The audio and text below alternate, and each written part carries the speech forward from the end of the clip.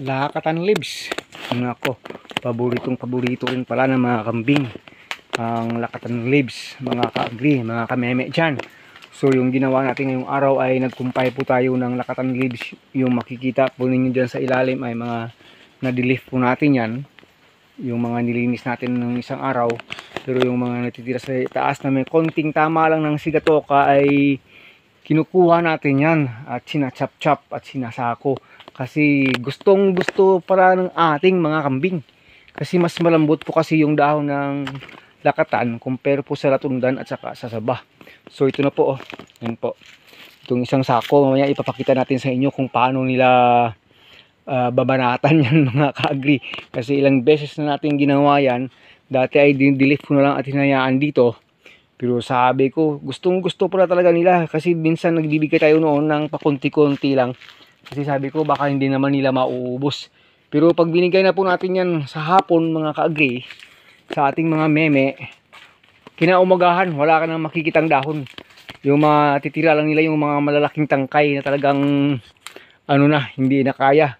Pero lahat ng mga tangkay, dahon ng saging o simot yan, simot na simot pagdating sa umaga. Kasi yung system po natin kasi sa pagkakambing ay naka-free range po sila. Mamaya mga 2 PM, 1:30 papasok na po sila sa kanilang goat house. Yung mangyayari ay painumin na lang at uuwi na ng bahay. So yung ginagawa natin, nagbibigay tayo ng pang snack nila na dahon ng lakatan.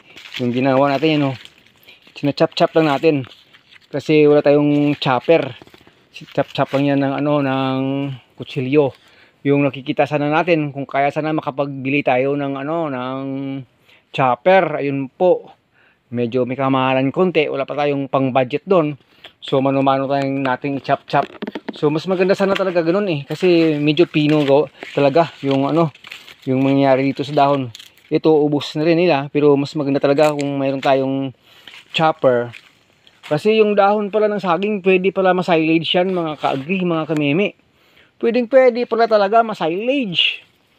Tingnan nyo naman dami nating saging Sayang na yung mga dahon yan pag sadong marami na dito pinapabayaan lang. Kung ma-silage sana yan, di pwedeng ma-preserve yan pagdating ng mga panahon na kulang tayo sa kumpay.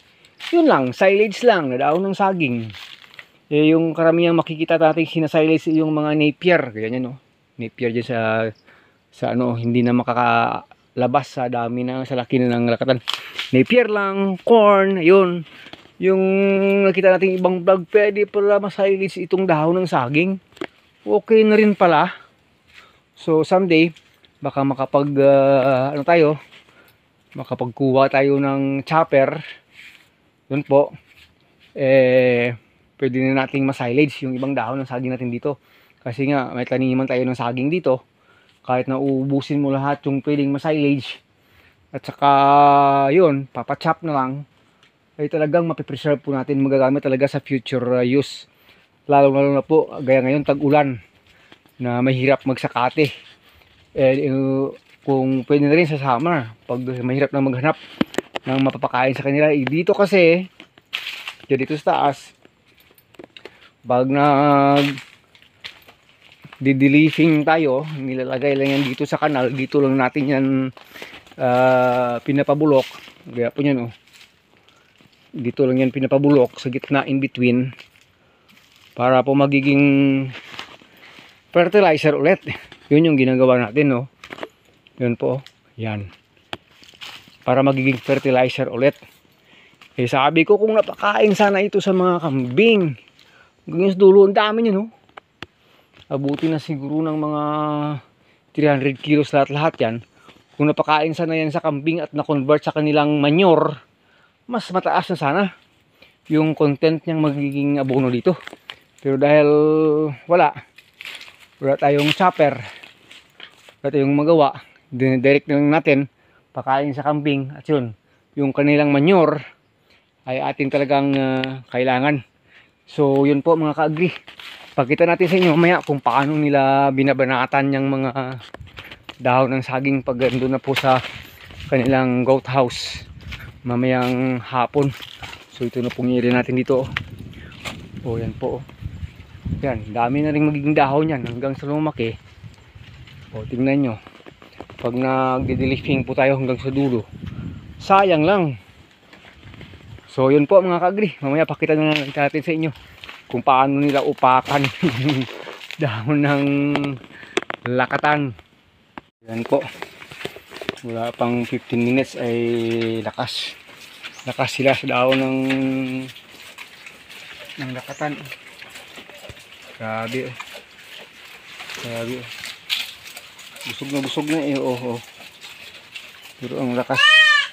Ba't umiyak? Yan po. Kahit sa dahon ng lakatan.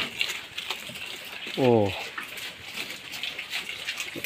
Kain lang sa dahon ng lakatan.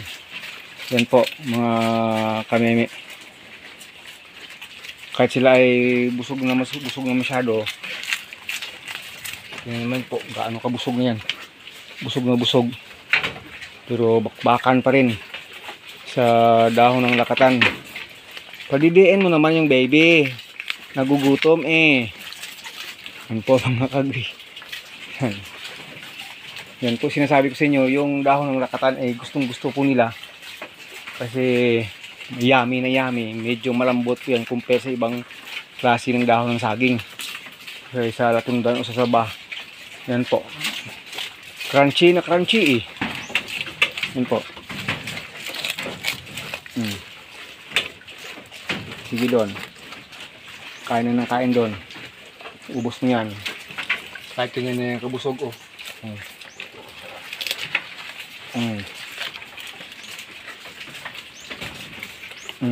Crunchy na crunchy. Igor. Busog na eh. So maraming salamat. And po, pinapatunayan po natin sa inyo yung dahon ng lakatan ay gustong gusto. Paborito po ng ating mga meme. Hanggang sa muli po. Ito na po kayo nagpagbigay tayo ng konting kaalaman sa inyo na napakagandang alternative na pakain yung dahon ng lakatan. Well, in fact po, kakapasok lang po nila dito, napainom natin silang tubig galing ng free range, naka-range po kasi sila kahit nabusog na sila, at bigyan mo sila ng dahon ng lakatan, kakain pa rin yan hanggang magabi, hanggang maubos nila yan, kakainin bukas ng umaga. Pagbalik natin dito, simot na yan, simot, pati yung sa mga ilalim, pati yan, bukas wala na yan, kakainin pa rin nila yan.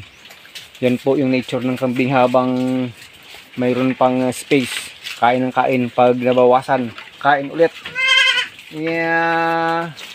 Yeah, baby piyatot. Hanggang sa muli. Paalam na.